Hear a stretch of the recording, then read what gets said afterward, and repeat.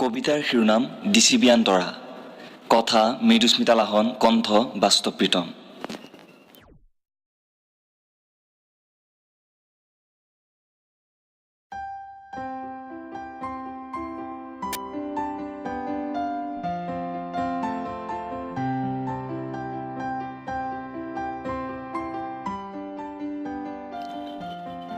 আৰম্ভ কৰোঁ এটা নতুন অধ্যায়ৰ, য'ত আছে তাইৰ দৰে হাজাৰজনীৰ অতীত, এক বেঙুনীয়া অতীত।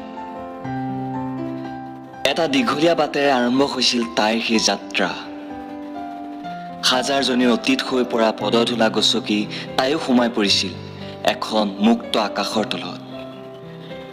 তাৰ পৰাই তৰাবোৰ দেখিছিল। কি আচৰিত, তৰাবোৰো বেঙুনীয়া আছিল। ভবা নাছিল কোনোদিন তাই যে এদিন জিলিকি উঠিব সেই তৰাবোৰৰ মাজৰে এটা হৈ। প্ৰতিটো পুৱাতে তাই যে সেই দীঘলীয়া যাত্ৰাটো আৰম্ভ কৰিছিল, সেই যাত্ৰাৰ লগত জড়িত হৈ আছে বৰষুণৰ টোপালে তিয়াই থোৱা কুঁহিপাতৰ নাহৰ জোপা, কৃষ্ণচূড়া, ৰাধাচূড়া আৰু বুকুৰ মাজত শিপাই থকা নাম নজনা বহুতো গছ। আৱৰ্জনাই পূৰ্ণ, তথাপিও কিন্তু ভাল লগা। লেতেৰা পানীৰ ওপৰত থকা এখন দলং, দলংখন পাৰ হৈ এটা হোষ্টেল, এটা বয়জ হোষ্টেল। ছোৱালীজাকক দেখি গুণগুণাই উঠে ল'ৰাবোৰে। সুৰ নহ'লেও অসুৰৰ সৈতে এটা গান, কেতিয়াবা জুবিনদাৰ গান আৰু কেতিয়াবা পাপনদাৰ জোনাকে বিচাৰে কি, ফাগুনী বতাহে সোঁৱৰাই কি।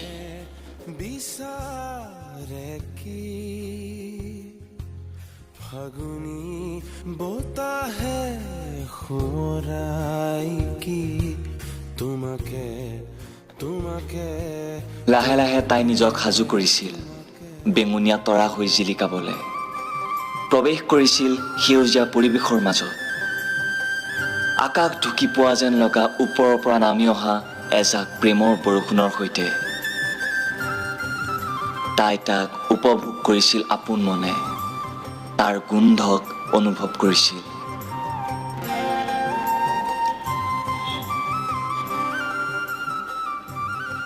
ভৱিষ্যত গঢ়াৰ সপোন পূৰ্ণ কৰাত ব্যস্ত মুখবোৰে আজৰি পালেই বৰ্তমানক ৰঙীন কৰি স্মৃতিৰ টোপোলা বন্ধাত ব্যস্ত হৈ পৰিছিল। অডিটৰিয়ামৰ ষ্টেপত বহি কোনোজনীয়ে হেয়াৰ ষ্টাইল কৰা, কোনোজনীয়ে আকৌ সেই মুহূৰ্তটোক কেমেৰাত বন্দী কৰিবলৈ লুকাই লুকাই চেলফি এখন লোৱা, আৰু কোনো দুজনী ব্যস্ত হৈ পৰে RJ পাহিৰ ৰেড FM লাভ ষ্টৰী শুনা। কলেজৰ শেষৰ দিনটোত ইজনীয়ে সিজনীৰ প্ৰিয় খোৱা বস্তুবোৰ লৈ গৈ ভগাই খোৱা, এইবোৰেই নহয় জানো স্মৃতিৰ টোপোলা।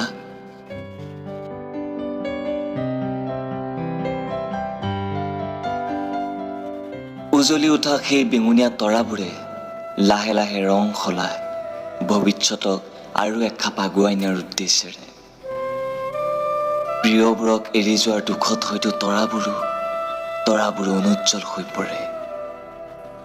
এইদৰে বেঙুনীয়াৰ গাত নীলা আখৰ লিখি আঁতৰি যায় হয়তো চিৰদিনৰ বাবে। কিন্তু ইতিহাসৰ এটা অধ্যায় মোহাৰি পেলাব পাৰিনে চিৰদিনৰ বাবে? সিটো ৰৈ যাব জীপাল হৃদয়ৰ দস্তাবেজত। হয়তো কোনোৱে তাক প্ৰকাশ কৰিব গল্প কবিতাৰ মাজেৰে।